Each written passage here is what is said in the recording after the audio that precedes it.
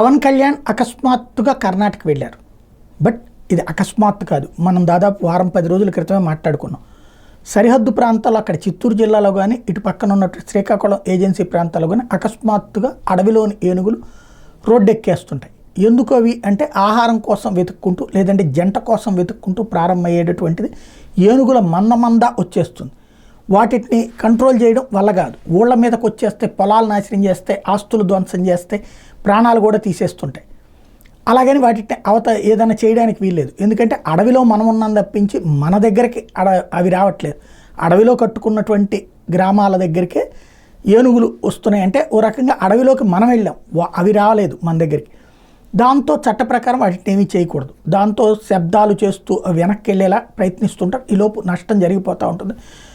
అటవీ శాఖ ఇచ్చే పరిహారం అత్యంత స్వల్పం. ఈ దశలో దీని పరిష్కారం ఏంటి? ఆ మధ్యన తను పవన్ కళ్యాణ్కి వచ్చిన వినతి పత్రాల్లో ఇవి ఉన్నాయి, ఆయన వెళ్ళినప్పుడు చెప్పినవి కూడా ఇవే ఉన్నాయి. దాంతో ఆయన మొన్న అటవీ శాఖ రివ్యూ అడిగినటువంటి సందర్భంలో అలాగా గుంపుగా వచ్చే ఏనుగుల్ని అవతలకి తీసుకెళ్ళడానికి కుకీ జాతి ఏనుగులు ఉంటాయి, అవి వాటిని ప్రేమగా మాట్లాడి అవతలకి తీసుకెళ్తాయి, కర్ణాటకలో అట్లాంటి ప్రయత్నమే చేస్తారు అని చెప్పడం. మన దగ్గర ఏంటంటే 1, 2 తప్పించి 4 ఏమో ఉన్నాయి, సరిపడినన్ని లేవని చెప్పడం. కర్ణాటక దగ్గర 25 దాకా ఉన్నాయని చెప్పడం. నేనే వెళ్ళి మాట్లాడతానని చెప్పారు.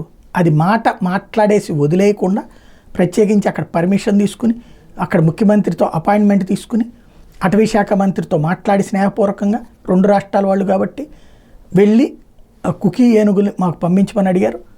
అది బాధ్యతాయుతమైనటువంటి మంత్రి చేసేటటువంటి, అంటే బాధ్యతాయుతమైన మంత్రిగా తన పాత్ర తను నిర్వర్తించారు.